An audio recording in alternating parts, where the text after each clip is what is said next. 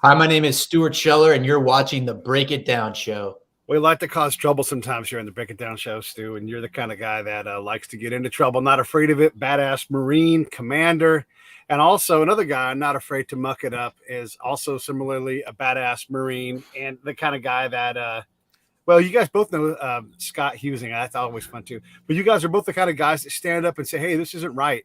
And I would like to say that I'm in the same vein. I haven't left my job at the Marines or anything like that, but I constantly bring up my experiences in Iraq and Afghanistan and talk about the failure and the lack of accountability. When you look at State Department, Department of Defense, Ag, anybody who was involved, and you see the massive amount of failure, it's just someone has to continue to call these folks out because there's no accountability. No one's losing their job over it, and there are too many other costs for that to be true. So, and by the way, I don't know if there's a better group of people to really have this discussion about Ukraine. And I'm using the lens of, given what we've seen in all of our combined years, which has got to be damn near 60 years of experience combined, a lot of it deployed. I don't personally have the trust in Joe Biden's administration at all, everybody in there, to get this right, because they haven't shown the ability to get it right in fill in the blank conflict where they've continually gotten this stuff wrong. Whether you're talking about General Austin, you're talking General Mattis, anybody on down the line, this has been a load for 20 years. Why are we considering sending anybody? What business do we have sending anybody to Ukraine? I'll leave it with you, Stu, to start. Well, to me, it's less about should we send people to Ukraine. It's more about, if you're going to send people to Ukraine, do it with a force that's capable, build the coalition, do it in a manner that we clearly signal what our intentions are. Right now, I am unclear. This is a NATO fight. There's reference to a 40,000 man NATO force that this 8,500 troops that we're mobilizing in the United States is going to augment. I'm not even clear if the United States is leading that NATO effort. And I'm not convinced that there is a strategy, because we haven't had our European partners buy into the NATO fight that would need to occur on the Ukrainian border. We also are not clearly talking about what Russia is demanding, which is they want to prevent the advance of NATO countries to their borders. It's so the whole thing about Russia is mobilizing on the border, is that bad? Yes. Should Russia be invading a democracy? No. Should they respect the sovereignty of Ukraine? Yes. But if they don't, then what? And that's what everyone is unclear about. What I'm seeing doesn't make sense. I'm going to stick with you here for a second, and I'm going to let Matt talk. But one of the things that Joe Biden has said is that we're pulling out of Afghanistan because we don't want to be in the middle of their civil war. Why are we getting involved in something else it's maybe not a civil war, but it's not a whole lot different? These are very similar people ethnically and everything else. They're disputing over a border. If our business is not to be in Afghanistan, what's 700 miles difference in a different border? The argument that people make is that Ukraine is a democracy. And so that's the argument, and that democracies don't fight each other. And so you got to stand up for democracies. And I will say that NATO exists for this exact scenario. But a lot of people, when they talk about NATO, they talk about World War II. They don't actually go all the way back to World War I. World War I was started by alliances similar to what we have with NATO. And it's like they forget about World War I and how that was started, which ultimately led to World War II, right? Which then created NATO. So like people they just remember the Nazis and Hitler, and it's bad. And they were bad. They also don't remember that the Russians actually killed more Germans than the American force did. And so I acknowledge that we want democracy, and that democracy for our form of government is good because we typically don't fight other democracies. But the question is, what is the utility of NATO, and are we prepared to go to war with the Ukrainian border? And I'm just not. My position is, if you go to war, you go without restraints, and you go fully, and you don't half step. And so my concern is that we're just going to throw like 8,500 troops without any NATO buy-in and just create a situation that we put American service members in a place where they're not fully supported by a good strategy to actually win this thing. So you either go hard or you go home. Matt, has the Biden administration earned the right and the trust to go take on any kind of military endeavor?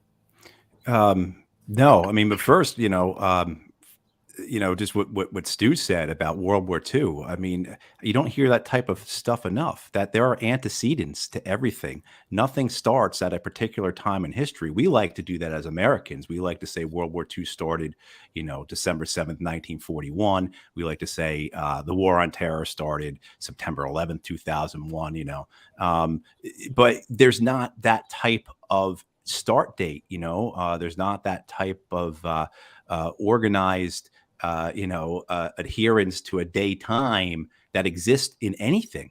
And so the other part of it is, again, to back up what Stu was saying, not following what the Russians are saying. I mean, for the Russians, this goes back to Napoleon's invasion. This goes back to the British and French invading Crimea. And then of course the First World War and the Second World War. I mean, so we could be here all day trying to figure out where to start this conversation, because there really is no start date, and we have an inability to really understand that, to put a specific day and time where anything that occurred before doesn't begin. And no, Joe Biden absolutely does not have any trust. Or should have any trust in doing this. The entire establishment doesn't. It's just not a Democrat thing. It's a Republican thing as well. And it's a career diplomat, career military, career intelligence officer thing as well. I mean, if you look at the catastrophe that global war on terror has been in terms of outcomes, you can't point to any of it and say any of it even remotely came out to what they said it would come out to, in terms of, just take one example, in terms of defeating Al-Qaeda. Al-Qaeda, on September 12th, 2001, Al-Qaeda is what, 200 to 400 people total worldwide?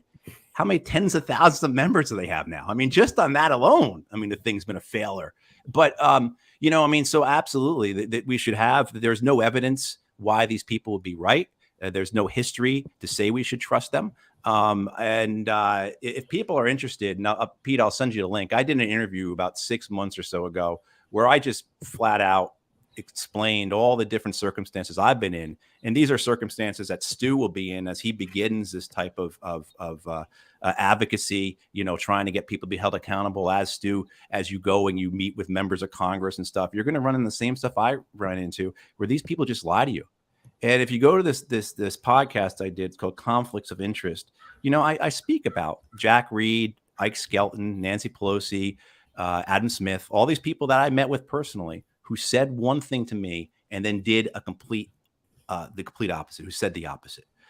So there's just no trust to be had in the existing establishment, not just because of the record, but because how they act. They act without any form of integrity, and that leads to the suffering that we've seen so much of the last 2 decades.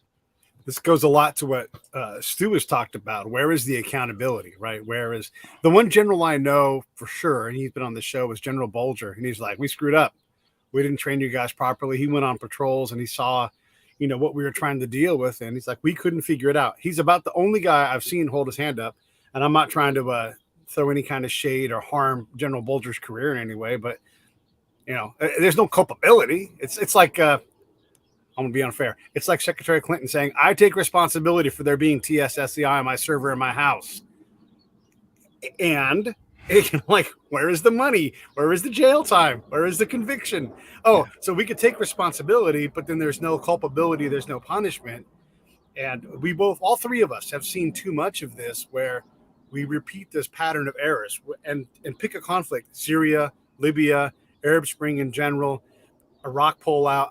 Over and over and over and over again, we've seen this failure to get this right. So, Stu, back to you and your original point.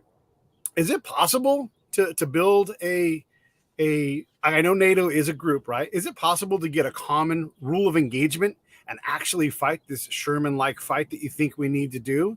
Or is that not even possible these days? Well, look, maybe the Poles would fight with us, but are you telling me the Lithuanians are going to dig in and fight just as hard as the Swedes, who are going to fight just as hard as the Germans? I don't know. That's possible.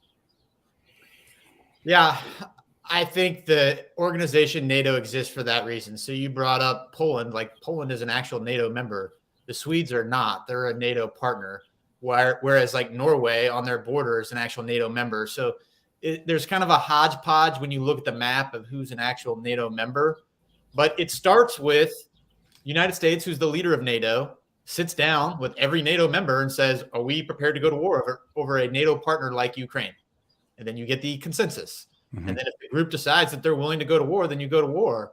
But if they're not, then what are we talking about? I mean, that's why that conversation has to happen first before the United States starts throwing 8,500 troops at it. Yeah.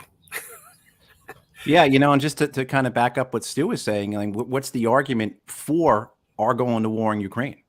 I mean, the argument is that they're a democracy, but the reality is they're one of the most corrupt nations on the planet. I mean, it's sickening, I mean, so we have this type of, even we're supposed to do it for some type of moral crusade, when the reality there is just not at all what we've been told. I mean, and this is very similar to both our experiences, all of our experiences in Iraq and Afghanistan, where the people we work with, the people we gave money to, we're crooks, we're warlords, we're drug lords, and back home they're being told, oh no, these are Jeffersonian Democrats. These are the best of the best of the best of the Afghan or the Iraqi people. And they were far from that. And that's the same with many of the people in Ukraine who were in power.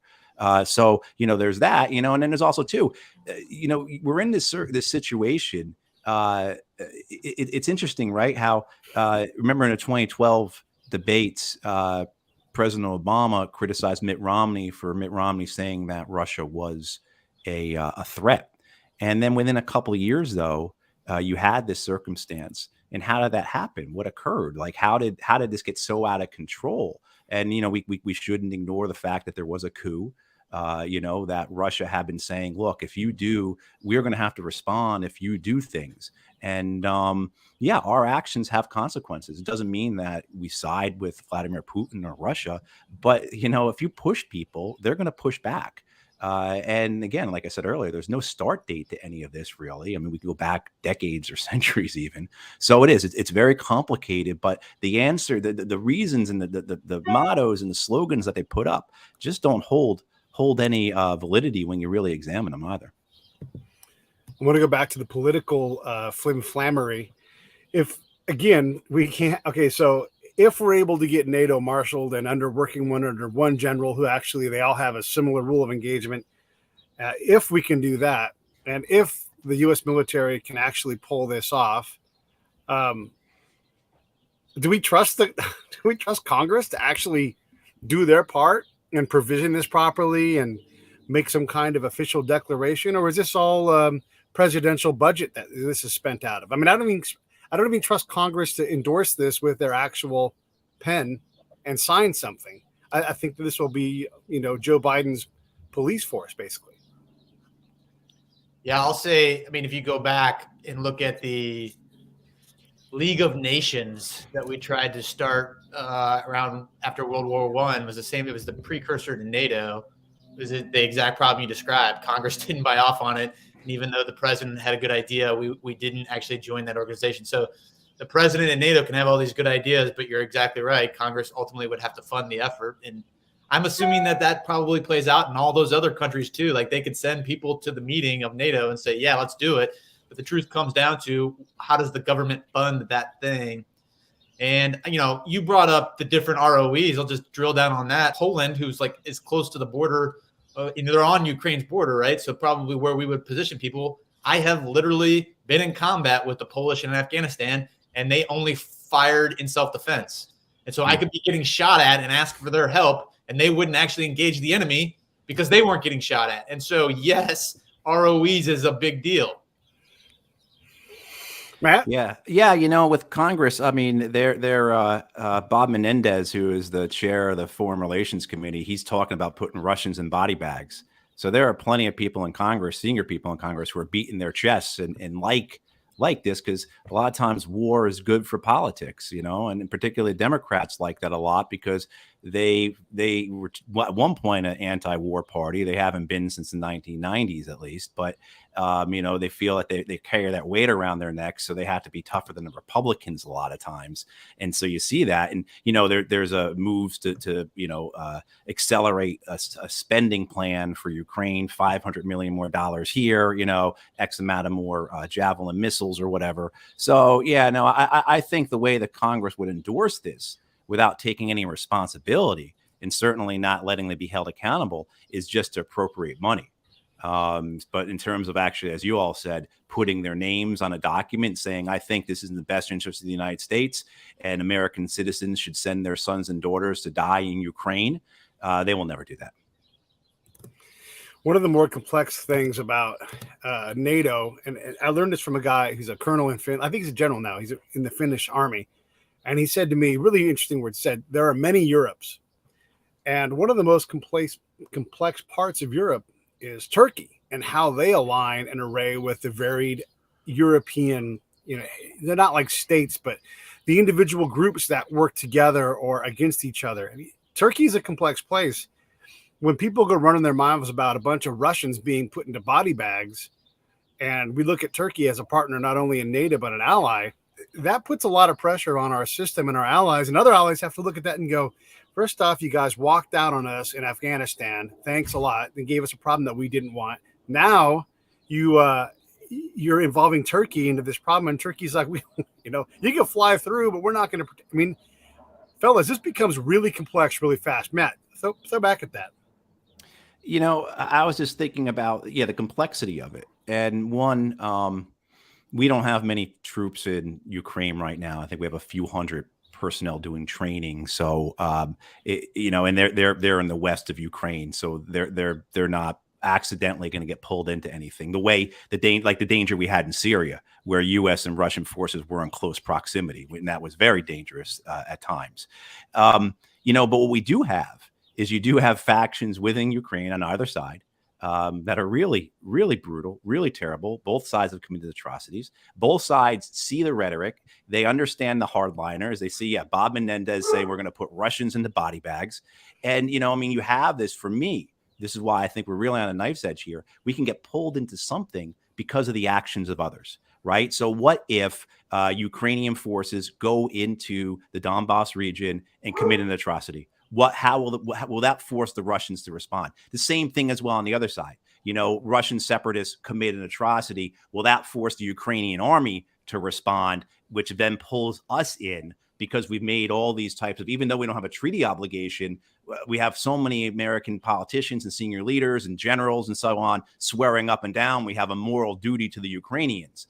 So that's why, and the fact that so many, I think, of our leaders still do not understand that war is uncontrollable, that there are unintended consequences that come out of these wars, and that the second and third order effects of these wars are often things that we not only can't control, but as I said, they're unimaginable. And so where could this go? I don't think there's a healthy respect for that within our political establishment and within our military establishment. The fact that they seem to continue to forget that is something that just really, is really quite obscene. Stu? Yeah, I agree with everything Matt just said. I mean, I agree with all. Yeah. Well, let's take that and run with that a little bit. I mean, if NATO balls up its fist and decides that it's going to choose this fight, then Russia has to now either leverage its considerable resources in terms of oil internationally, and they have to go out and say, who can we partner with to even the table stakes? I mean, they're not going to get into a conflict they know they're going to lose, but that doesn't mean they're going to back off just because there's a whole bunch of NATO folks there. And do the Estonians really strike fear into the Russians' hearts, or they're like, oh, perfect, we'll gobble that up too? It's like, this can quickly get out of hand. Who does Russia go to for resources and materials? And does China go, this is great, I'd love to destabilize that region? Quite honestly, I don't think Russia's military, I think they can be beat. But again, you got to go hard, and I would not advocate for it. I think there's ways to address what Russia wants from a position of strength. I think, to your point, Russia and China have partnered, but I think it's a relationship of convenience. I don't think that that's a lasting relationship. I think they have been forced to partner because the United States has been dictating the world order through its alliances. And so China and Russia, as a matter of convenience, have partnered. I do think that one of the variables of the play here is the weather. And so there's a lot of lakes and rivers that are frozen right now that come March won't be. So there is at least a timetable in terms of tactical maneuverability if they're going to move all that armored vehicles south.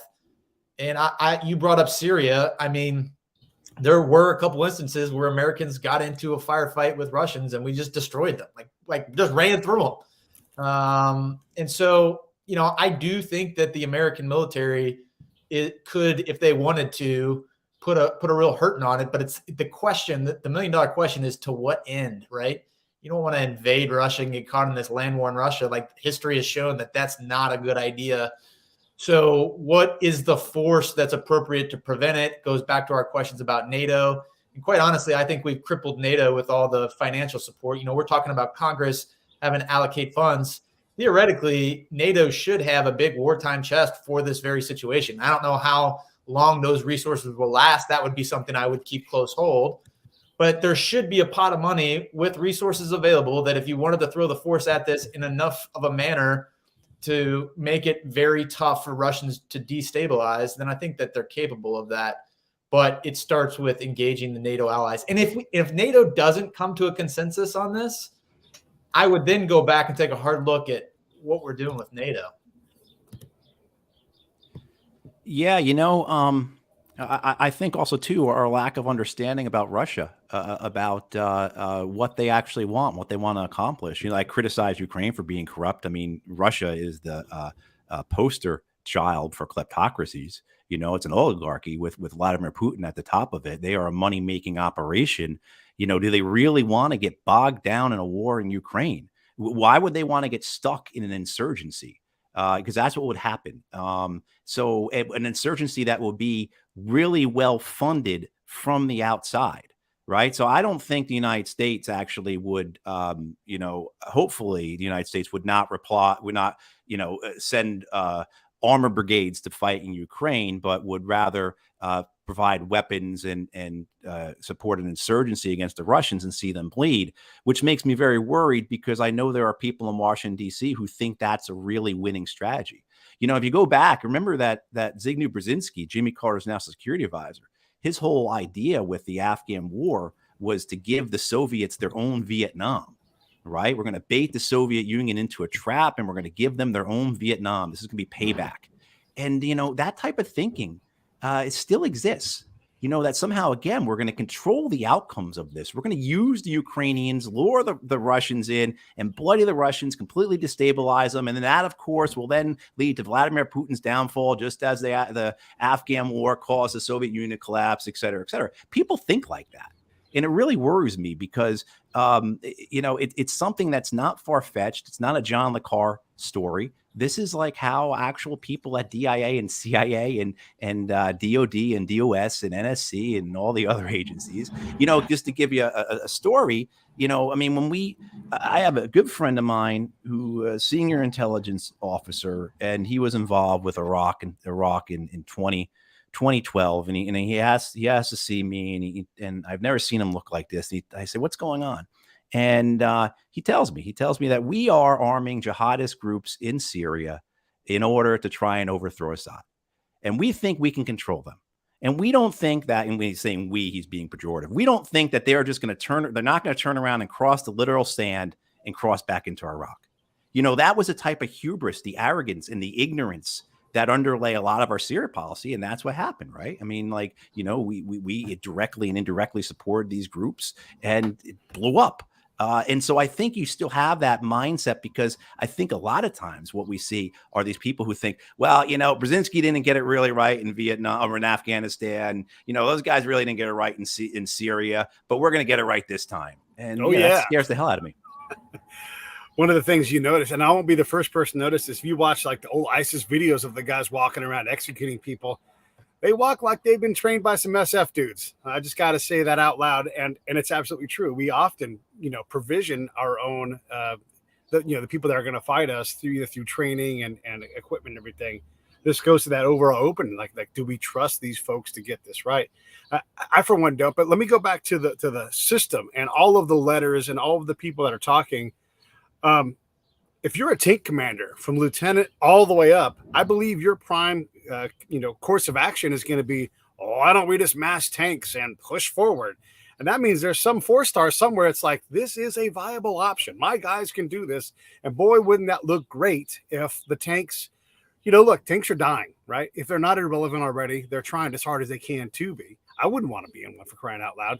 But if you're a guy who's a tanker, and listen, I got no problem with tankers. They're all great people. But I'd want to be getting into that fight in Ukraine, mud or not. That's where I'd want to be, because that's how you stay alive. It's like the Air Force trying to find a mission besides, being FedEx of the military.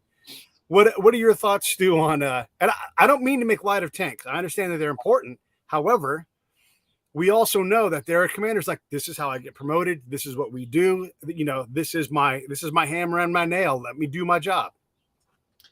So the Marine Corps recently just divested of all of their tanks for the logic that you described.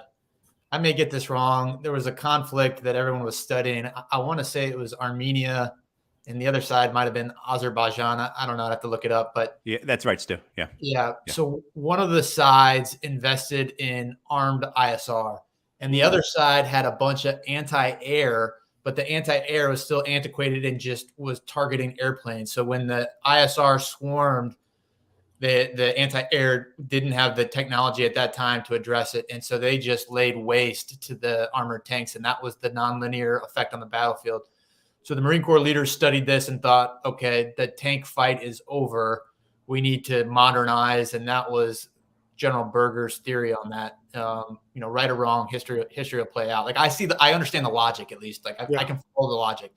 And so to your point, this is not going to be the war of the 80s of armored rolling down the road, because that is like the big ship sitting in the water with anti-sea missiles, right? Like we're looking at the same thing with the big ships, like, that's a problem nowadays. Like we got to get on small boats and disperse. So the fight would be different, and it wouldn't be big armored columns. If you did that, that would just be sitting ducks in today's battle. So it's interesting to watch them actually mass the amount of armor that they have, because with technology these days, that can put a hurting. Now, I don't want to go as far as like Rumsfeld, where you just need a small force and technology wins a day. I think history has also demonstrated that that's a losing strategy. If you're going to fight, then you have to have the people on the ground willing to exploit any type of success. And technology is never as reliable as you think it's going to be. So yeah, in terms of tactics, it does raise a lot of questions. If I was a tanker, sure, I'd want to go, but I guess another part of me probably wouldn't want to go, because man, you're just a sitting duck. And then infantry commander, that business pretty well. I'll say as an infantry commander, I was a weapons company commander, and part of one of the platoons in weapons company and infantry battalion is what we call CAT, Combined Anti-Armor Team. And so we actually studied the Georgia invasion, because there were some anti-armor ambushes that were there, and we did a whole case study on it. And so we talked about, hey, if we deployed and Russia invaded, how would we use CAT, Combined Anti-Armor Team, to destroy the tanks? Because the tanks have more standoff, and the United States anti-armor missile is so outdated. It's this tow system that you have to put on a Humvee and expose an entire Humvee to the target at, maybe you get 3 clicks out of it. And, a tank, all their tanks now have like 5 to 8 click standoff and can automatically slew to the Humvee. And so, it's a complicated problem if you're in this Humvee with a tow missile. So the Marine Corps and the military in whole is moving to the Javelin. The Javelin has less standoff. It's only probably about 2 kilometers, but the Javelin now requires a guy to be positioned in like a sniper hunter killer team mode. And then you have like Hellfires and different precision munitions that typically come from the aircraft. But, when you're fighting Russia, we've gotten lulled into no anti-air threat. Now, when you start putting air up in the sky, where a lot of guys have become conditioned to where those aircraft fly for free, that's not the case anymore, right? Especially if you're flying up to the Ukrainian-Russian border. So I quite honestly, if it were to play out in that most kinetic fashion, which hopefully it doesn't, things like the javelin on the ground, people are going to start looking at it, and they're going to start looking at the toe on the Humvee and saying, is this like, how long have we've had this for 50 years? Like we didn't even think to make this better. Like, why don't we have ground mounted Hellfires? And I'm looking around saying, I've been saying this for literally 2 decades. So yeah, I want to give Matt a chance to talk, but I want to inject this too. It's also a chance greater than zero that some infantry commander who goes there realizes that their vehicles are no good. And then, you, Stu, as the infantry commander of the Marines, at some point could say, dismounts, rally on me, forward march. And then you're marching through the damn mud and going nowhere and just going back 100 years in time. And that is not an impossible scenario where we get really bad things happening really fast. Like you said, the air dominance isn't there. That's exactly what would happen. You would find out very quickly in all of your big armor that you're getting smoked. And so what would happen is all those people would get out of their big armored vehicles, and you would be on foot, and you would have javelins, and you would have mortars, and you would have maybe some type of HIMARS system. So the things that you could actually carry, and HIMARS, you can't even really carry it. It's got to be towed by something. So like you would come down to what can you carry, and that's how it would play out. Because just for our audience, it's not going to be a gentle walk along a paved road. You're going to get forced right through the middle of a fucking farm. And there's a lot of farmland out there. Matt, I've not let you talk for far too long. Please contribute. No, I absolutely, man. Like everything that Stu just said, when he was speaking there about Russia and their massing of tanks, it just reminds me of their experience in Chechnya in the 90s, especially the first incursion, the first battle of Grozny in, what was it, December of 94, January 95, where their armored units and their mechanized units just got really devastated trying to take that city. I mean, just whole battalions chewed up by the Chechens. And, so they have to have that institutional memory, but whether or not they actually refer to it and utilize it, I don't know. Maybe they're as bad as we are in that sense, and then the other thing too, just thinking of a big Yogi Berra fan, right? And so predictions are hard, especially when they're about the future. And I reminded that after the Berlin Wall came down, the United States Army shut down its M1 Abrams production facilities, and then a couple of years later, they fought the biggest tank battle since World War II. So it's really hard to have it. What are we going to need? And the Marine Corps, based on Azerbaijan and Armenia, sounds like a good thing to me to do, even when we're talking about it right now. But maybe they do need those tanks at some point. And I'll just say, to defend the tankers, I was a combat engineer guy, but to defend the tanks, and we worked a lot with the tanks because we were always an independent company within the regiment, and they saved my ass one time. We were up in Barwana on the Euphrates River, and tanks came and saved my ass. So I will always support, defend, and love tankers just for that one day. Yeah, so everybody, me too, man. I just I pick on tanks because one of the things you see in the modern fight is they train up at NTC on fights, pre-deployment, they deploy, and then they deploy to a region where there's not even actually physical tanks.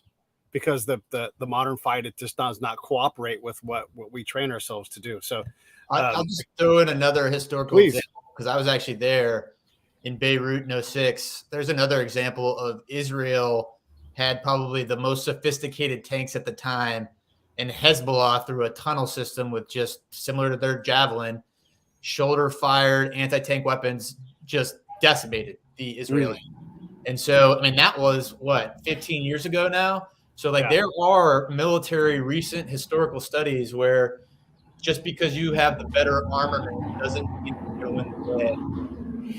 And again, back to the institutional thing, there's a guy that runs a bunch of tanks out of El Paso. That guy's desperate to get those tanks out of El Paso and to somewhere else, because that's what people who make general do. They get them off the post and into a fight. And it doesn't have to make sense, but it absolutely can happen. What if Russia just says, we're talking, and then just overnight, woof, rushes in and takes what they want, and we're left with this problem of an occupation force now in there. That's a different fight altogether, fellas. Yeah. So you're asking, what if Russia just comes in and owns Ukraine? Yeah, they just pull the trigger and do it. I mean, the decision needs to be made now. So you assemble a force to prevent it, or you don't. But I mean, if you don't, you can't then react to what they've done. I mean, I'm sure we'll put sanctions, economic, diplomatic sanctions, and in a lot of ways that might rally support. And the same thing Matt was saying, you would have a lot of people with ideas on how to run an insurgency, and I'm sure that would all play out. But at that point, you're not putting a conventional military force into Ukraine once you've already allowed them to enter and establish the foothold. That would, if we then went in, that could be the worst scenario. I like it. I'm going to be hard on Joe Biden because he deserves it and he's the president, so he can take it. If that dummy says, hey, here's a red line, don't you dare go across it, I promise Putin's going to run across it because the other guy on the other end not going to do a thing about it. That's what I think. Maybe I'm wrong. But if he does that and plays that same stupid card again after not backing it up last time, I mean, is that almost a guarantee that Russia is going to move forward and take the challenge? Putin is very strategically aligned his forces to gauge the reaction. And so he did that very intentionally and very overtly to cause the United States and the NATO allies to come up with a public position. Then he can analyze that public position and decide if it's worth the invasion. Because if he just invades and he can't really gauge the temperament, he's forcing them to make a decision, which is smart. And so, again, I go back to, like, he is waiting to see what we do or what we publicly say we're going to do, which right now what we publicly said we're going to do is throw 8,500 troops at it. We haven't even addressed the NATO force. And so he's looking at that saying, that's what you're going to do? Like, that's easy, And if that's what we're going to do, he's not going to roll a column of tanks down the road. He's going to take people asymmetric like the Wagner group, and he's going to go in there and destabilize it, and no one's going to address it, and they're not going to be able to because it's going to be plainclothes people and not Russians in uniform. And then once it's destabilized, he'll have the justification to go in under humanitarian terms to stabilize the area, and then occupation complete. Matt, Yosemite Sam says, I dare you to cross that line. What does Bugs Bunny do? What happens next? Yeah, I mean, he breaks out some type of tool or kit from Acme, and bungee jumps over it, or right. Something. But yeah, I mean, I think part of this too is that we're so focused on red lines and we're ignoring other possibilities. In 2015, the fighting starts in 2014. 2015, there's the Minsk Accord signs, which all parties agreed to, mainly pushed by the Europeans. The Russians agreed to it. The Ukrainians agreed to it. The Ukrainian parliament never signs it, which has caused problems. The idea being is that the Donbass region, which is where the Russian-speaking people who want to be part of Russia basically live, and that's eastern Ukraine, they would be giving an autonomous region, a demilitarized autonomous region of their own, but still belong to Ukraine. And in 2015, everyone signed off on this, even the Americans reluctantly. So there is a pathway. And as far as I know, the Russians still want that. And I think one of the things for Putin is the fact that he feels like he's been pushed, that he has to stand up. I mean, this has been 2 decades. And I apologize for my dog. Oh yeah, I mean, this happened last time too, Pete. It doesn't matter. Yeah, babies, dogs, things happen. Yeah, right. And well, it's an hour and 20 minutes until dinner time, so the great panic is setting in. Yeah, I mean, but again, I mean, you hear Putin say a few weeks ago to his military officers, "We have nowhere to retreat to." Regardless of what you think about the man or what you think the United States should do, again, not understanding their perspective is really dangerous. And Stu can speak to this a lot better than I can, because I'm reminded right now, because he taught this stuff. I'm reminded right now that when you're a young Marine officer, you're taught how to write an order, what's called a 5-paragraph order, right. And you're not just taught the mechanics, but you're kind of given the philosophy behind it. Why are you doing it this way? What's the importance of getting your intent across? But the first thing that always stood out to me was the first thing, and Stu, please correct me if I'm misremembering this, but the first thing you do in the situation paragraph, which is the first paragraph, is you talk about the enemy. And you talk about the enemy's most dangerous course of action, the enemy's most likely course of action. Right? Same thing, too, when you set into a defense, you go out and you look at how your defense looks from the enemy's perspective. And I don't think we do nearly enough of that. And I was involved with some stuff, in Washington, D.C. a bunch of years ago to shift countries, talk about Iran, where this was when Obama administration was trying to get through the Iran nuclear deal. And the Iranians were having elections coming up. And it was really hard to find an American who understood what the ramifications of the Iranian elections would be. We just didn't have any people who could understand it. I mean, they could give you the talking points. They could talk about Iranian anti-ship missiles. They could talk about how big the Iranian economy was. But to actually understand the public and then understand what a new political regime in Tehran would be like, very few people in Washington, D.C. could do that. So not understanding the enemy, I think, is something that really, I think the last 20 years is a really great example of that. But also, too, we continue to do this as well of like, man, do we really understand who we're dealing with here, what they want, what they're trying to accomplish, and what could be alternatives to drawing a red line, or to having to fund an insurgency to fight them? Is there another way to go through this? Because we can, hey, look, we just authorized $775 billion for the Department of Defense. We have the keys over the entire world financial system. So we can punish the Russians anytime we want just by, turning the dial on, particularly on the sanctions end. So we have that, but why don't we pursue other things first? What about these, the proxy war idea, also using it as a proving ground for more of our own stealth, anti-drone, all these different things. We allow this thing to escalate and we just, sort of step back and hand a bunch of Javelin missiles out, or, hey, you know what? We got this stockpile of JDAMs that are already on super old missiles in the first place. I mean, I know, if you want to use the whole MIC conspiracy thing, the military industrial complex, boy, there's a lot of people that would be on board for getting rid of a bunch of old weapons and trying a bunch of new stuff and DARPA the shit out of that thing. Go ahead, Matt. Start with that. Yeah, and I think the money thing is a big factor. I mean, we know how money impacts our politics, and we understand, you look at the way the cycle works in Washington, D.C. I had a very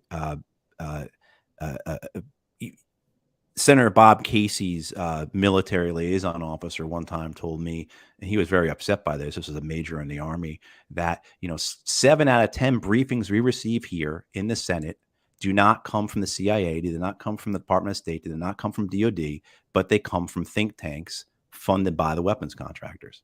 That's, I've seen, they're, where senators or members of the House are giving presentations and they're using graphics and maps and everything else printed out by Center for New American Security or Institute for Study of War, all these organizations. So there is that. It's, is it the entire story? Absolutely not. It's very complicated, a lot of layers, but it is part of the story.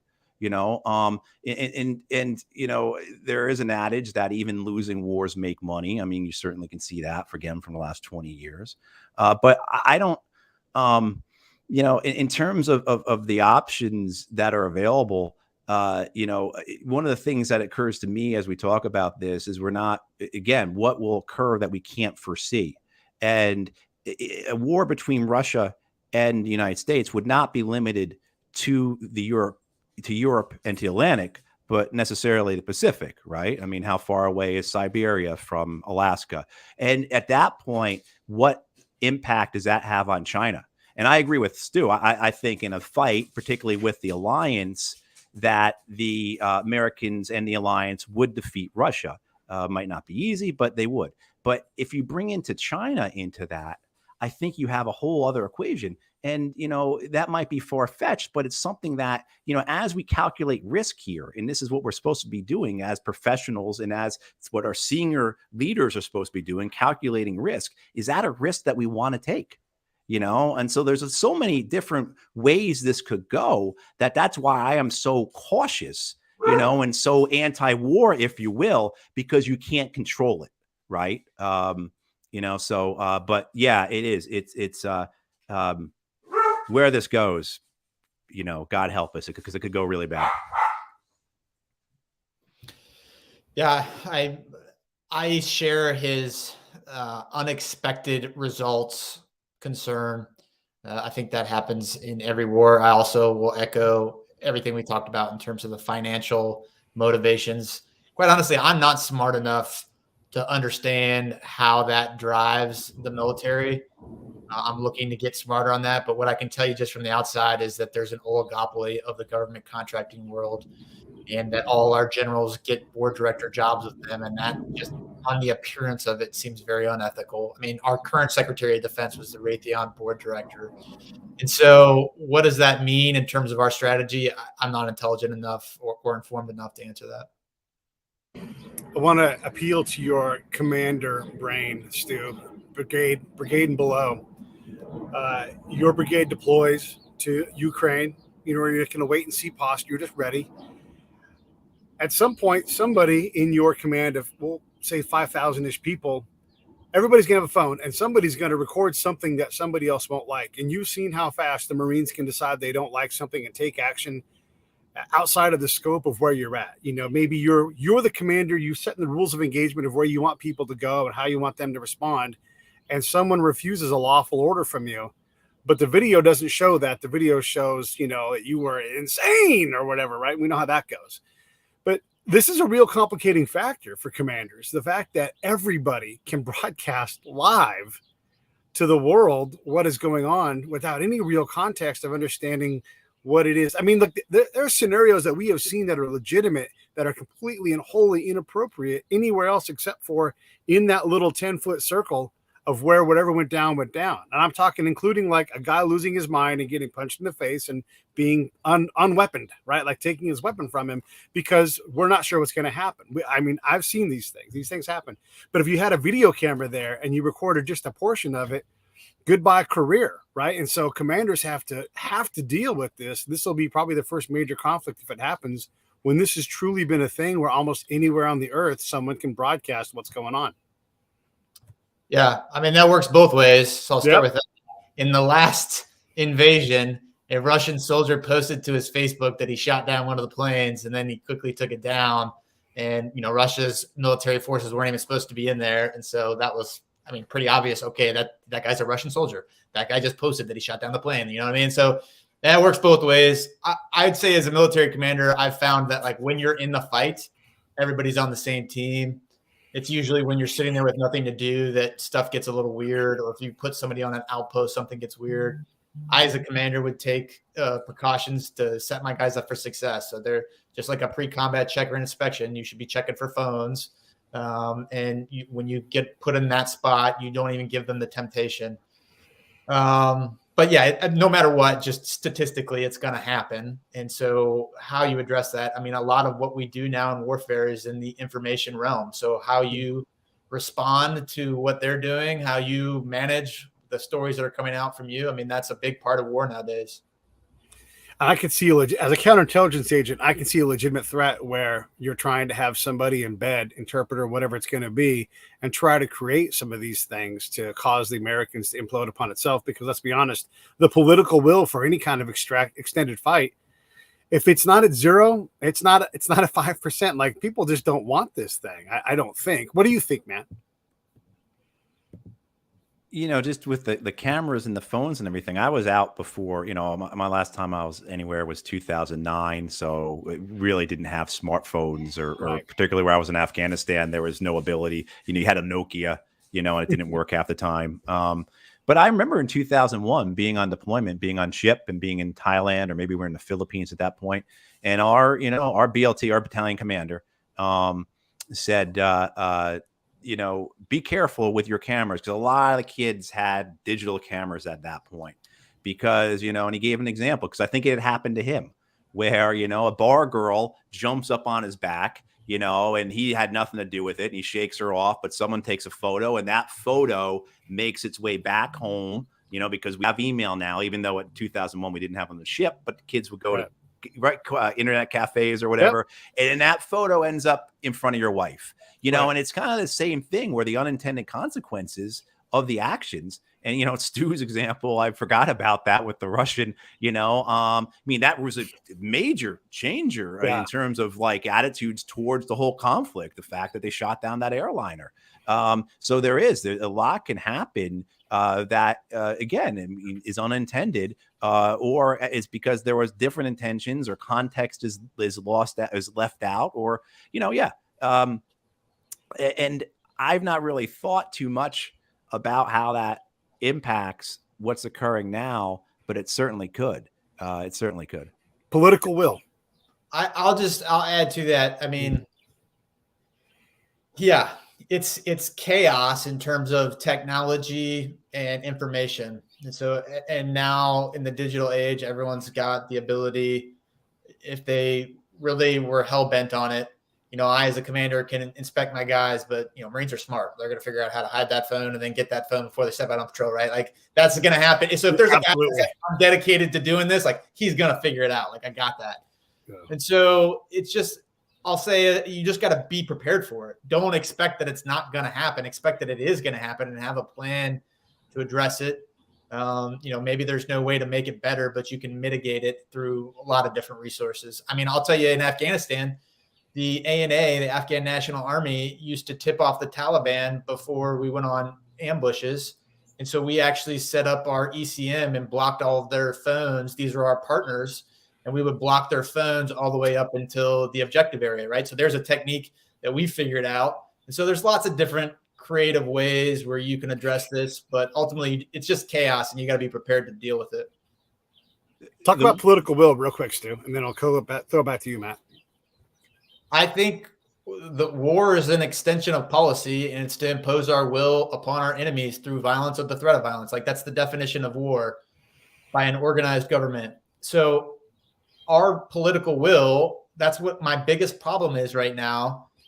I'm assuming that our position is Ukraine is a sovereign nation, and if Russia invades it, that's bad. But what I'm unclear on is if Russia invades it, like what happens? And they're intentionally being vague about that because they think that gives them an advantage. But I think it does the opposite. I mean, let's look at the Gulf War, Desert Shield and Desert Storm. Saddam Hussein invaded Kuwait because he really didn't think the United States would actually invade. Yeah. Had he clearly messaged that we would have invaded, then we probably could have avoided that whole mess. And so it comes down to you clearly articulating what your will is and then being prepared to follow up with it. Right now, we're not clearly articulating what our will is. And it's scary for everyone involved because we don't know what it is. And maybe that's by design because the president has decided I'm not willing to get into a fight. And so I'm going to throw 8,500 troops and just give them something to think about. But as Matt's saying, like if we get into a position where some of those half-hearted efforts get sucked into anything, it could have a lot of unintended consequences. So my position is we should clearly signal what our plan is, and then we should have the will to follow up with it. Hang on one second, Matt, because I know Stu's got a hard out here in a minute or two. Stu, I want you to be able to close out on your thoughts on tactical nuclear threat in this fight. I don't think there's such thing as a tactical nuke. I mean, there are HE weapons that are much messier than tactical nukes, but we still use them because it's on the high explosive spectrum and not the nuclear spectrum. As soon as you use a tactical or nuclear weapon, you now are on the scale of nuclear weapons and there's no differentiation. And so I would just offer to you that a tactical nuke is a nuclear weapon. And once you open that can of worms, there's no putting the lid back on it. Yeah. And anything in closing for you, Stu, before you take off? I will just submit that we are in a very dangerous time. We have leaders that have demonstrated the inability to make good decisions. Right now, the American people should be demanding to understand what our plan is, and we should be demanding to understand what NATO's plan is. Right now, we're just not getting that. Cool. Thanks, man. I appreciate you coming in. Take off whenever you want. Matt, I wanted to give you a chance to respond to all that stuff, but start with political will. Well, first, I'm sitting here and I'm just grateful that I'm not happy of what happened to Stu, but I'm grateful he's out, and I'm grateful he's speaking. Yeah. And we didn't get into politics, and we're both involved in politics now and everything, and we disagree. We're on different spheres, but I might have said this to you last time, Pete. So I apologize if I'm we can hear it again. We'll definitely repeating. But I keep going back, especially these last several months, to Jefferson's inauguration. In 1800, when he says, differences of opinion do not imply differences of principle. Right. I think we've lost a lot of that. With political, so that's just to say, I'm so grateful that he is out and speaking, even though everything he went through, the way the Marine Corps attempted to humiliate him, put him in jail, he lost friends. I mean, if people have not listened to the conversation that Pete had with Stu last week, please go ahead and do it. It's a really fantastic. And Jocko's lay down of his whole. And Jocko, whole if you got 4 hours, but Jocko's interview was same thing. And I think you did you did a really great job, Pete, extending upon that's exactly Jocko's interview as opposed to just doing a repeat of it. Yeah. But I can do a good Jocko imitation, by the way. I turn the lights down low. I do some push-ups before I get into the studio. I put my arms on the table, No, Jocko's a badass. I appreciate that, dude. Yeah. Go ahead. No, but political will. Yeah. So much of this, and I look at the wars of the last 20 years, which are extension of the decades before, as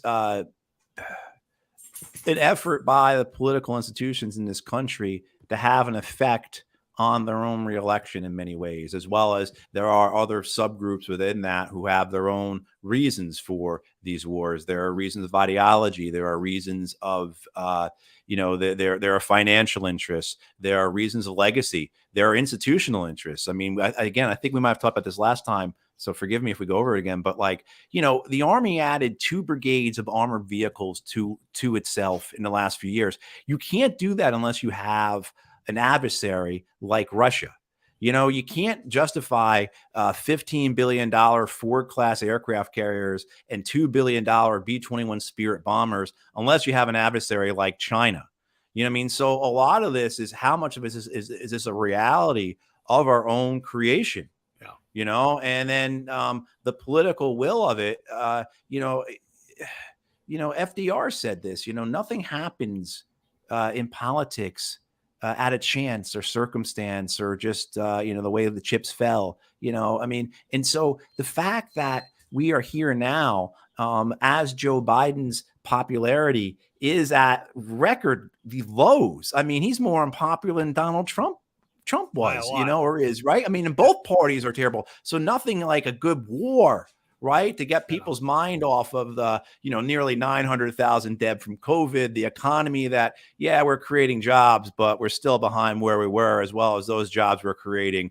People are, what the thing that came out last week, 56% of Americans can't afford a $1,000 emergency.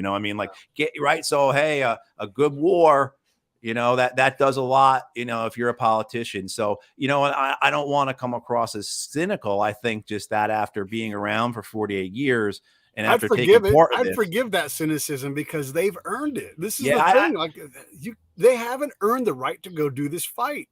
Yeah. And I think skeptic, we're not cynics, Pete. I think we're skeptics, rightful skeptics, right? And realists. I think we are realists. And, there was a guy decades ago, a guy named C. Wright Mills, who really took on the whole Cold War establishment, Cold War philosophy, Cold War ideology, and he called them crackpot realists. And I think that's what we're dealing with here, these crackpot realists, who are not actual realists, who are not looking at it in the sense of, look, if we push Russia, Russia is going to push us back.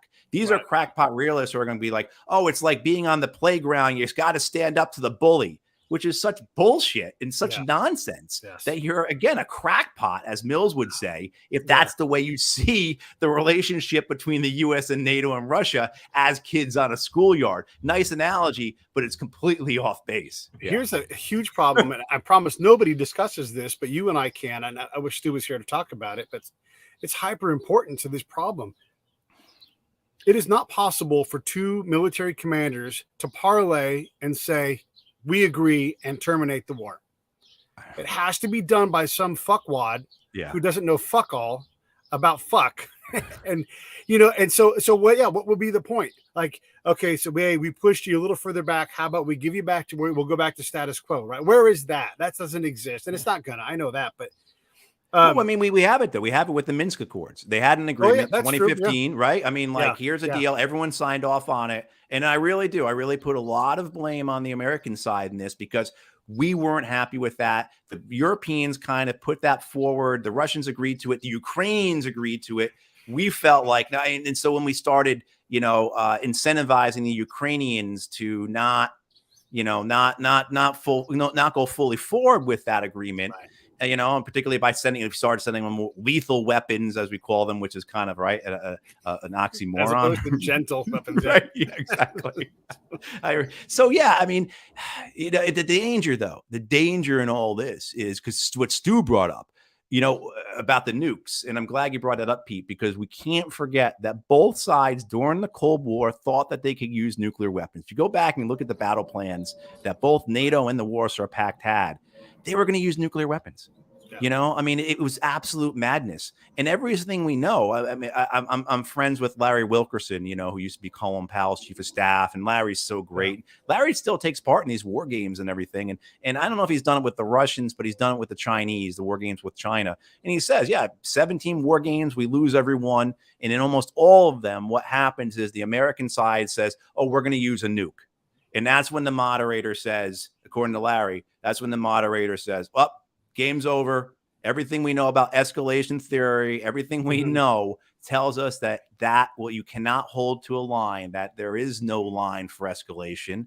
And, but we have people in power in this country. And unfortunately, now there are some in Russia as well, because every country has its hardliners, its crackpot realists who think that there are usable nuclear weapons, who think that if we escalate to a line, that will cause a de-escalation, and that this doesn't work. And there's this nonsense out there that's the Russian strategy. People need to read up on it because that's not the Russian strategy at all. There's this argument that the Russians are escalate to de-escalate, and that's not. It's a complete misreading of Russian military doctrine. But, there is this idea that we have these usable nuclear weapons. We can use them. And my God, Yeah, no, you can't. No. Yeah. And then the other thing that we have to get back to, we've talked about all the strategic stuff, but the day-to-day things, like it's muddy as hell over there. All of these things, we don't know when we're going to stop. We don't know where that line is. And if we can't leave a battalion plus a couple extra 100 people in Afghanistan to help maintain stability and security, we're going to have to leave a lot more people in the Ukraine/Russia to maintain that.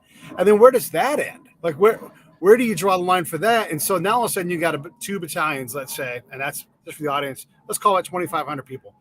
You got two battalions of people permanently rotating, permanently getting sick, permanently getting injured, permanently accruing cost, because that's what happens when you deploy those people. And we go right back to the problem of we don't speak Russian. We suck at rebuilding. So we have this whole thing. We're like, okay, like we wanted to be. We smashed and broke all your shit, and now we're going to leave. Bye-bye, everybody. But that's not whatever happens. We always stay. We always try to fix it. And you and I both know that's all bullshit. That is complete. I was really impressed by what both you and Stu were saying about our air dominance in the last 20 years. And that's because we've never faced an air defense threat.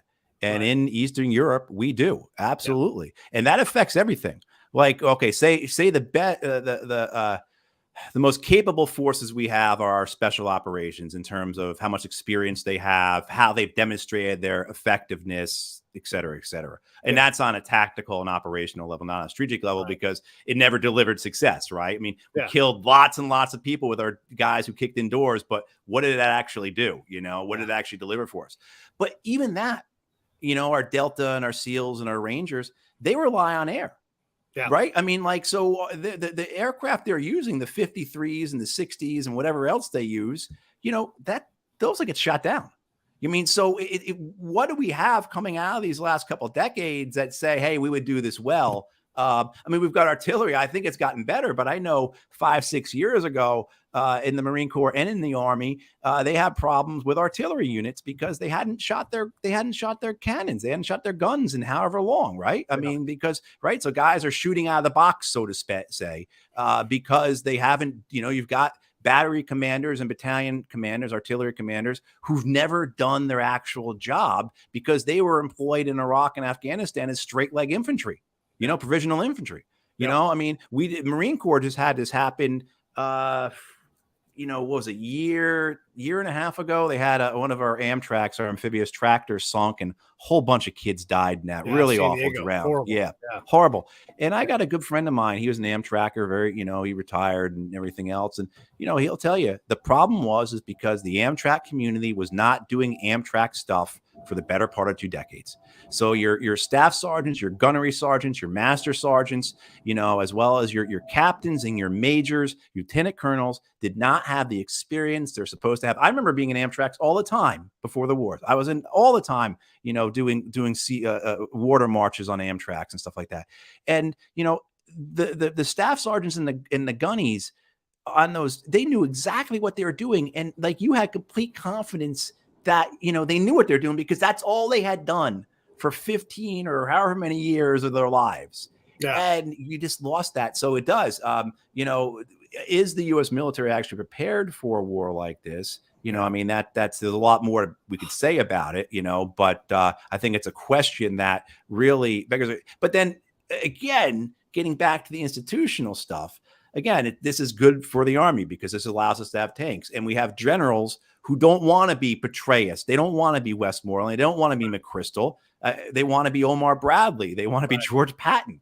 Yeah. So their own mania, their own egos get into this as well. Yeah, it's so true. And again, like it's why I'm such a big proponent of the ground truth. You can talk about what your tanks can accomplish. And what's the next sentence after that? Like, and then what? And then what the hell are you going to do? Legitimately, what are you going to do, sir? Now that your tanks have taken this line, you can't surrender. They won't surrender. You're waiting on Donald Trump or Joe Biden or, whoever to decide what the hell is going to happen. And it's no longer about what you guys are doing on the now. It's the next thing, the next part of the whatever it just extends and extends and extends. And so you got guys on the ground trying to figure out, like, why the hell are we even here? Like, what's going on? And that moral injury starts to come in. People die for no damn reason. Right, People kill themselves for no damn reason. And then meanwhile, the other guy's like, hey, we're just going to leave. Like, what? Like you build this house and then we just continue that. There's this thing, this is dry lake bed, because down here in Southern California, we suck all the water from the Eastern Sierra, right? And there's this dry lake bed that was producing all of the dust in all of the world. And so what we did was we put a gigantic PVC pipe sprinkler system, probably a multi-billion-dollar sprinkler system that now has to be maintained all the time so that it operates, right? Yeah. And so this thing that never existed and was a temporary solution has become this permanent thing. And the war is only a more expensive version of that. I want to put a pin in that and also say this so I don't forget about it. This president, and I'm hard on Joe Biden because he's the boss right now. I'm hard on Donald Trump. I'm hard on all these guys when it's time to be.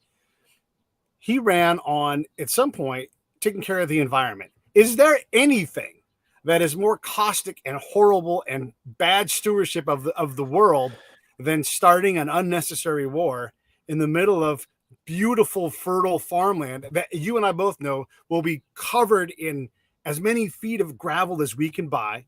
There'll be fuel dumps everywhere because no one's going to be worried about that. If there's a fight going on, like, who cares if the jet fuel burned? Get the next jet fueled up and get it out of here. It will be such an environmental catastrophe to that place. And we're never going to leave. We're still in Bosnia. We still own Tuzla, Maine. And look, I've not been in the Army for almost 20 years. I've not been in the Army. And we already had owned Tuzla, Maine for a number of years before that. So it is, man. We are. We will poison that ground. I mean, that's sure. The only thing I know about a potential war in Ukraine is that it won't go the way anyone thinks it will go, and no one will be held accountable. That's the only thing I can tell you. And I remember hearing this kind of thought in 2002, maybe it was early 2003. I was in a bar someplace, and I was in the Pentagon at that point as a Marine. I was in the Secretary of Navy's office, and I remember being in a bar in Alexandria, Virginia, and these guys were arguing about the Iraq War. And the most honest thing I ever heard about that war was this one dude, random guy, says to his friends, "The only thing I know is I'm not going." Right? You know, like that. The only honest thing I heard in the months and months of run up to that war was that, you know, and then, you know, I was just reminded, I saw this on Twitter. Someone, you know, the New York Times columnist, David Brooks, someone reposted, because he's of course a hawk for this war, reposted some of what he had written in the months after the invasion in 2003, you know, and just his certainty of what a success story the war was and would be, and how this is a new era for America. And this just shows an America that can use its military to protect its civilians and achieve outcomes. And like, you know, so all the people who think they know what they're talking about don't know what they're talking about, you know. And again, to go back to throw another compliment towards Stu, you know, how often does that guy say, "I don't know"? He says it all the time. How often do you hear people like that, you know?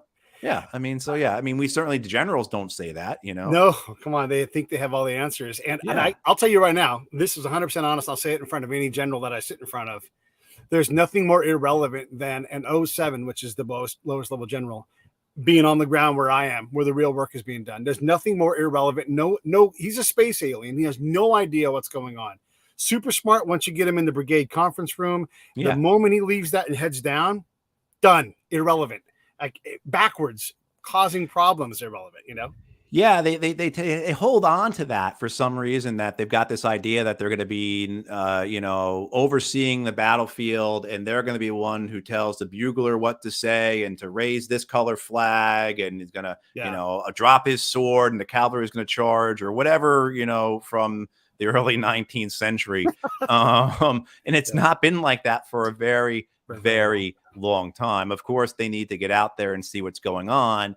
But when they do, a lot of times, I mean, my experience with a lot of generals overseas was they told you what was going on and didn't right. I mean, and then you're kind of like, oh, this is why we're in this situation. This is why we keep losing year after year here, you know, because he's telling me we're winning, and I'm trying to tell him we're not winning. And now he's saying, well, now you're just being negative, or you don't have the experience to tell me this, or you don't have the right perspective.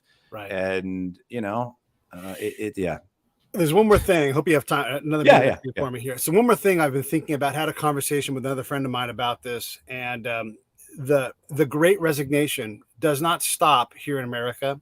It's not something that the DOD is immune to. It is absolutely possible that a unit can be pushed past. Look, if our confidence and political will is close to zero in terms of having a war, that means that command influence has taken a big hit.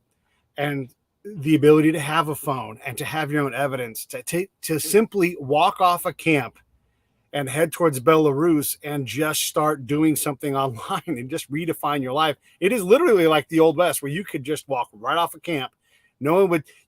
I promise right now, anybody who's never been on a military camp, if you just walk straight off, no one would really stop you. They'd be like, oh, that guy knows what he's doing. If you said the right words and just had the right attitude, boop, you'd be gone. Hop in a cab, out the door. Uber. You could Uber right off the camp. And then they'd be like, and they have Uber. They have Uber in Ukraine. So you totally could. Yeah. And then you're like, I've met this really hot chick. I'm just going to be a virtual assistant. I'm going to lay low, redefine who I am, start a new bank account, start a new life. And it's not as easy as that. But if someone wanted to, and if a whole bunch of someone's wanted to because a commander pushed them too hard, I can absolutely see a case where someone's like, yeah, I'm taking off, man, I'm leaving. And what's going to stop them? Tim O'Brien, you know, a Vietnam veteran, wrote the book, The Things They Carried. He wrote many books, right? But he also wrote another book called Going After Cacciato, where exactly that. It's a novel. I mean, but this, you know, kid in Vietnam who's like, fuck this, gets out of his bunker and walks to Paris. Right. And then his squad has to chase him, you know, and they get into all kinds of, you know, escapades as they walk from Vietnam to Paris. Right. But absolutely. I mean, you know, Woodrow Wilson said something about this in 1914. You know, as the summer of 1914, as the European powers were just ready to go at each other, Wilson said something along the lines of like a single German lieutenant has the whole of the world in his hands right now, you know, something along those lines. Meaning that like if anyone on those border areas decides to do something, the results will be catastrophic. An individual will cause consequences that will have effects for tens and tens of millions of people. And I'm so glad that Stu brought up the whole, World War II is the consequence of World War I. It is not its own separate event that has no antecedent that we can't. I mean, because I am, as I'm sure you are, Pete. The amount of vomit going up into my mouth with all the Munich references and 1938 references, and of course Hitler. If Putin is Hitler, just like Saddam Hussein was Hitler, and Muammar Gaddafi was Hitler, and Noriega was Hitler, and on and on and on, right? I mean, the fact that so many of the people that are jonesing for this war have one example to use, and they're not even correct about it, tells you everything you need to know about the people who want this war. And the other side of that then isn't the way we have this conversation in the United States means that since I said that, automatically I support Vladimir Putin. That automatically I am for Russia, right? Because in the United States, you're either A or B, chocolate or vanilla, right? It's a binary thing, so we're so polarized that God forbid somebody says, well, have you thought about what the Russians think about this? Because automatically, well, you're, where we go, we'll see, and hopefully, it's one of those circumstances where both sides got the political gain they wanted at it, because Putin benefits from this the way Biden does, right? He's standing up to the West. I mean, the Russians, what the West did to Russia, if people aren't familiar with this, in terms of how we went in when the Berlin Wall fell and just really raped their economy. And then we were a fundamental factor in these oligarchs coming to power. And, and then the way we kind of forced Yeltsin on them. And, Putin was a reaction to that when he's elected, 20 some odd years ago. The fact that we're not considering all of this, and when I say we, I say the American media and the American members of Congress, and you don't hear any discussion about this at all, but we are willing to bump chests with these people. But when both sides have nuclear weapons, both sides have generals who believe nuclear weapons are usable, both sides have war plans in the past to use nuclear weapons against each other, in a war in Europe. It's just madness, and that's not saying again that Russia is right about this, but it's a lot more nuanced and complex than the typical discussion is that you see on whether it be in the American newspapers or on the American, or in political press releases or what have you. I'm going to put out that Kiev to Prague. Not even 1,000 miles, 800 miles. That's a day drive, and you can afford that if you want to try to get the hell out of town. And I'd rather be in Prague than I would whatever stupid fob that they had me on. Oh gosh! And then good luck finding that guy. Good luck, because if 20 of them left, it would take how many millions of dollars to go dig those dudes up? And then if they had any kind of evidence on anybody because they saw something. I mean, what a mess. It would be a horrible mess. And you're not just, again, it's just not a limited thing where you're talking about Ukraine, Russia, the United States. There are all other actors involved in this. Stu brought up the Poles. You've brought up the Baltics. All of them have wide varieties of people who are in various positions there. Some of them are extremely hard line. Some of them think that World War III needs to be fought. I mean, you'll hear this coming from some Poles. That, in order to finally rid them of the menace of Russia, because Poland was victimized by Russia for centuries. That's a historical fact. And so you can understand how these people the genesis of where they come from. Now, where they arrive at, that we should help spark a third world war to once and finally finish this thing. It's apocalyptic. But we have apocalyptic thinkers here in the United States, just as Russia does. And unfortunately, a place that I don't think they had that type of thinking, they now appear to be having that type of thinking in terms of China. One of the interesting things I've read about and learned about over the last 10 years is the development of China's own military industrial complex, something that they really didn't have before. And now they do. Fantastic, right? Great. Another nation that's going to act with that incentive, with those reasons behind it, with a profit mind behind it, with its military ventures overseas. Fantastic. Really great. Yeah. Really great. You know? All right, I'm gonna wrap this up because I know your dog is desperate to eat. But I want to first mention the fact that you are running for the Senate from the Green Party, and anybody who likes this common sense approach. Look, Matt has been there. He's done it. He's been on the ground. I don't care what party you're from. You're not going to be able to outthink this guy on the realities of what this is. He stood in the face of all the BS and said publicly, "I quit. You guys are doing this wrong. You're blowing this all to hell, and I'm leaving." And I admire you for that too, because you had your own Stu moment. And we need more people like you to hold folks accountable. If Pete was president right now, well, first off, we wouldn't be in this mess because I'm better than that. But I would say, yeah, hey, I would tell you to resign. Right, I probably would. You know what? Honestly, if I was president, one of the things I'd say is if my approval rating goes below 42, I'll just walk out the door. You don't got to beg me. I'll just walk away. Yeah. Let someone else try it. Yeah. Right. Yeah. I would say, hey, Norway, Finland, Estonia, Latvia, Belarus, Ukraine, and Poland, you guys all border Russia on the European side of things. Let me know. Why don't you guys get together and let me know? Here, come out here to Palm Springs, right? Beautiful Palm Springs. It's cold over there right now. We'll fly you out. Why don't you guys get together?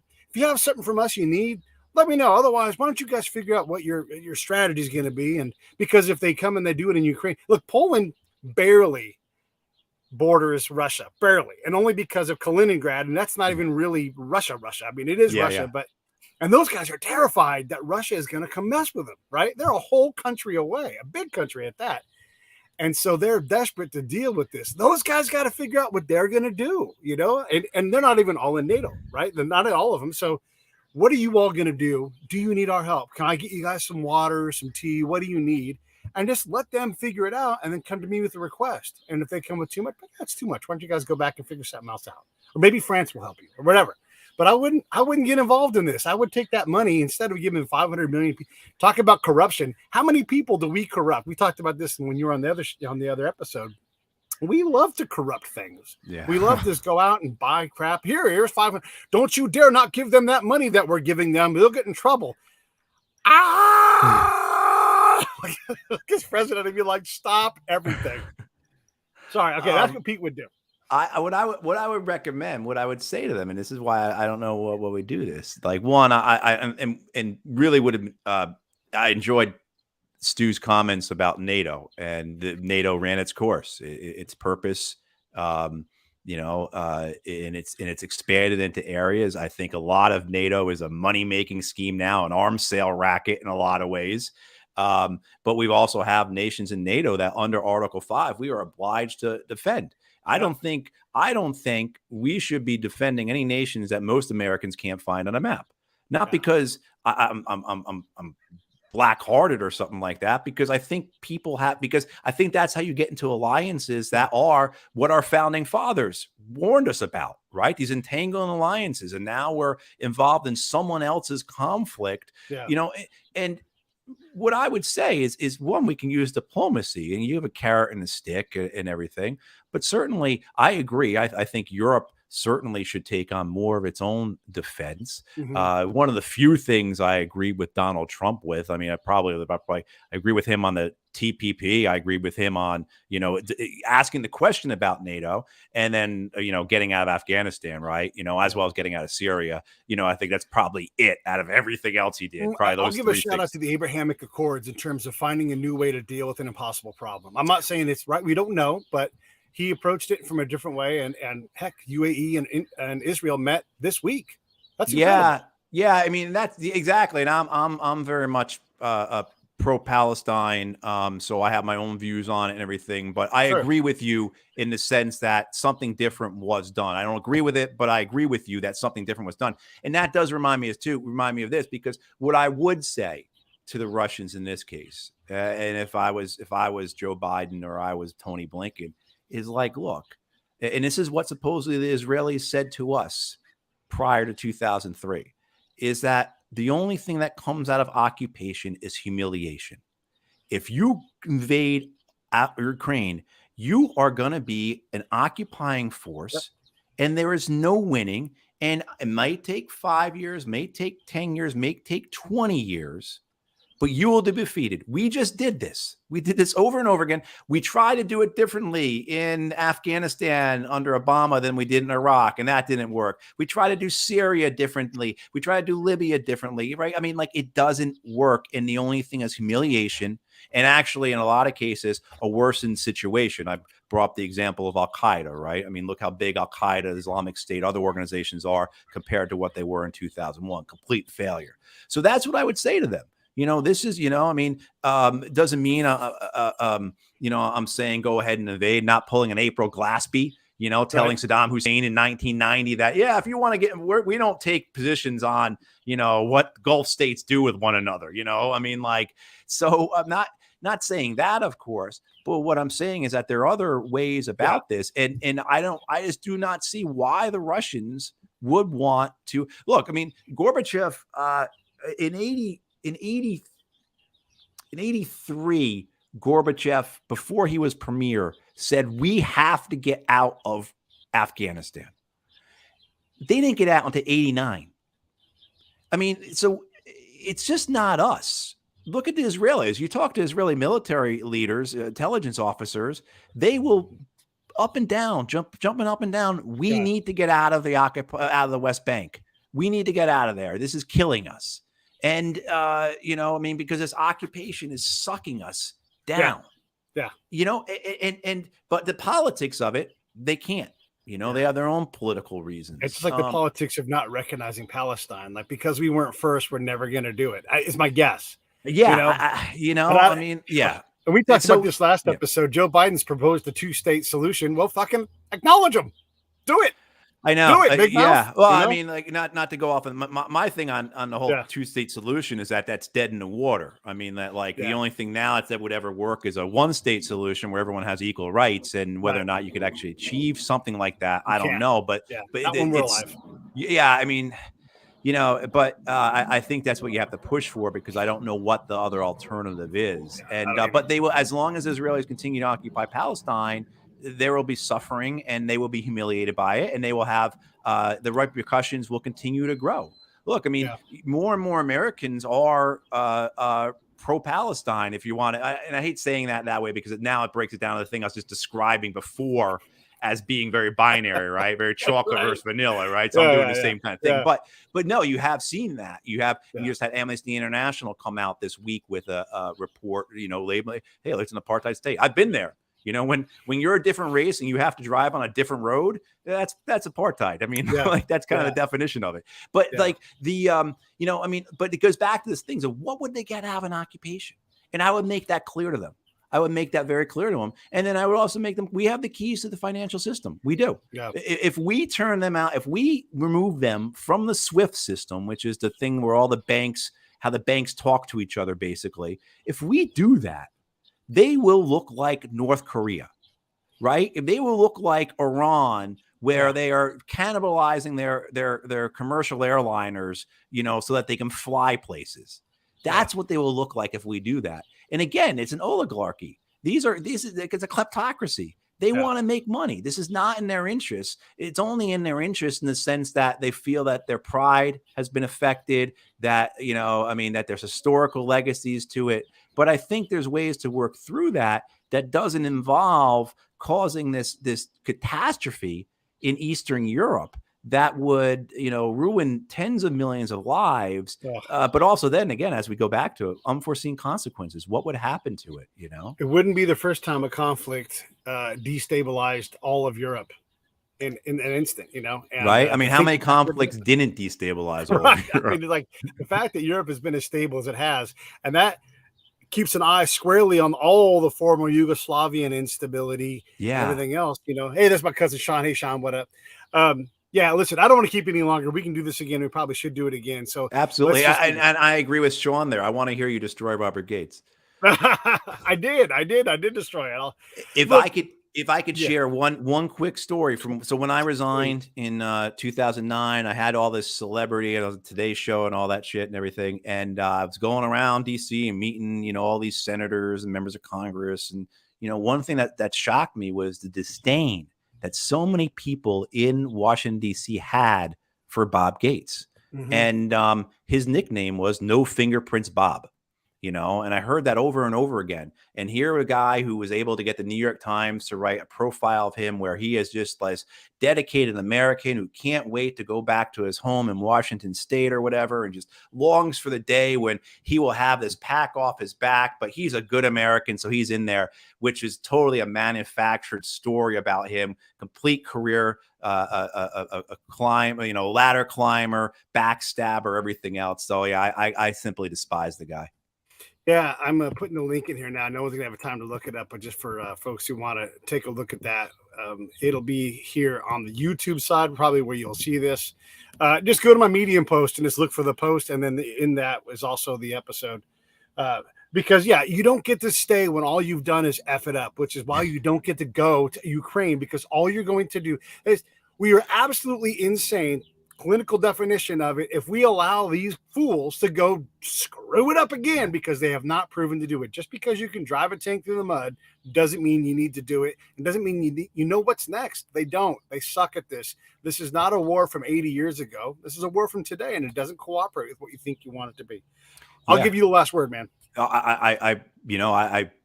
What you just said, Pete, is absolutely perfect. They don't deserve the opportunity to take us to war again.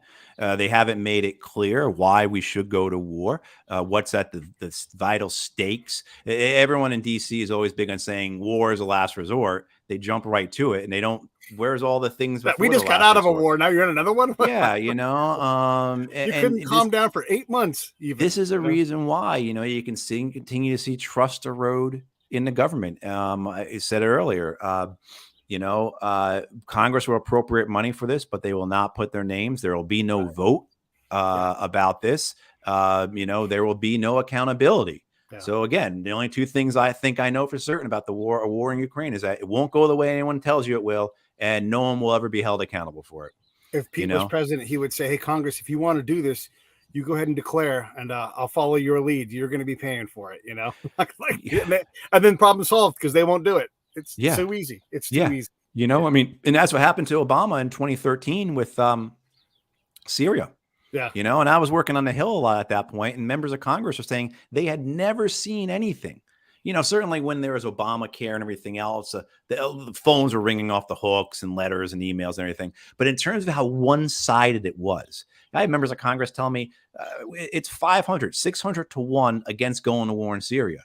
And that's why Obama wasn't able to launch the war in Syria in 2013. Yeah. And he was gifted with a chemical weapons attack a year later, as well as the Islamic State taking over Mosul and, all other kinds of things that had a lot of antecedents to it and were much more complex than CNN would tell you it was, right? Yeah.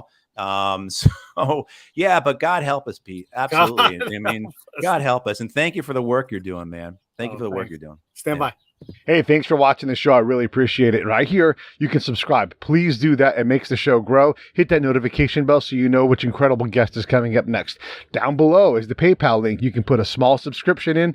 That is an enormous help. All that money goes right back into the show. And then right up over here are the next episodes you should listen to, curated by yours truly. Thank you so much